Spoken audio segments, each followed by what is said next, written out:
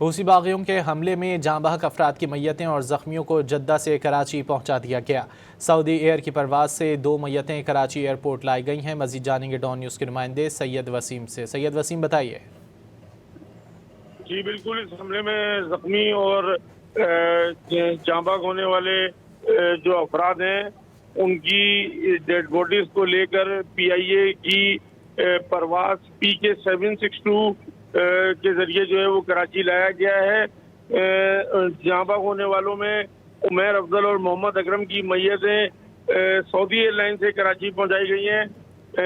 حملے میں زخمی عابد علی، محمد رضوان اور محمد وحید کو پی آئی اے کی پرواز PK-762 کے ذریعے کراچی لایا گیا ہے۔ سعودی سفارت خانے کے اہلکار اور حکومت پاکستان کے اہلکاروں نے کراچی ایئرپورٹ پر جو زخمیوں کو اور میتوں کو وصول کیا ہے۔